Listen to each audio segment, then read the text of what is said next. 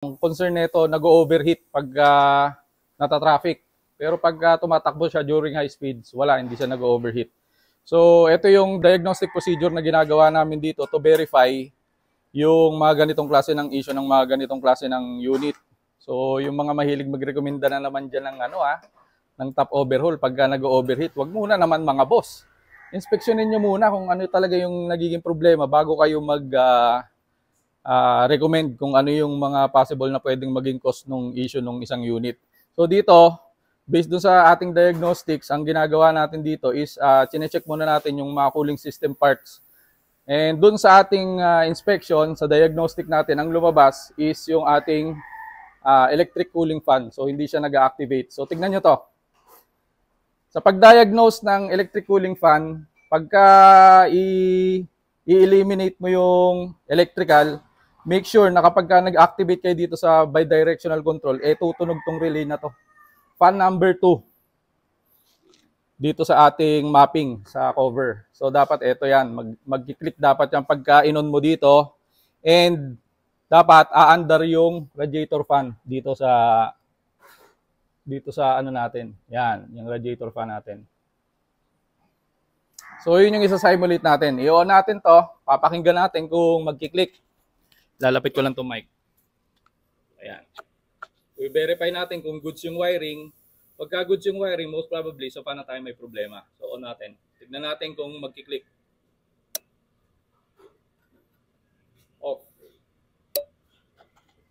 So yun, na-verify natin na nagki-click yung ating supply relay papunta doon sa ating fan. So basically, hindi tumakbo yung fan natin. So most probably, yung electric cooling fan natin yung may problema.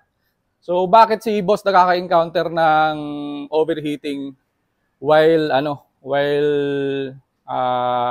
natitenga siya sa traffic? Pero hindi siya nag-overheat pag mabilis ang takbo. So ganito yung explanation diyan. Ito kasing mga itong mga motor na to, na cooling fan ng mga ganitong klase ng sasakyan, may contact brush sa loob. So yun yung nauubos, technically katagalan habang ginagamit. And habang operational yung mga motor na yan, nauubos yung contact brush na yan. Kaya nagkakaroon ng loose contact at hindi umiikot yung fan. So nangyayari dyan, pag tumatakbo ka ng matulin, nangyayari dyan, siyempre may tulong na ng hangin. So pag may tulong na ng hangin, yung fan blade mo dito, iikot yan. So technically, ang mangyayari doon, matutulungan yung motor kasi na-energize naman na yung motor eh. Ang nangyayari dyan, kailangan lang tulungan para umikot ulit yung fan. Pero pag kayang tumigil sa traffic at nag-automatic na yung fan at namatay ulit, that is the time na magkakaroon na kayo ng overheating kasi hindi na ulit nagko-contact yung brush na yon at hindi na iikot yung radiator fan ng inyong mga sasakyan. Kaya nagkakaroon kayo ng overheating. Kaya ganun yung scenario niyan.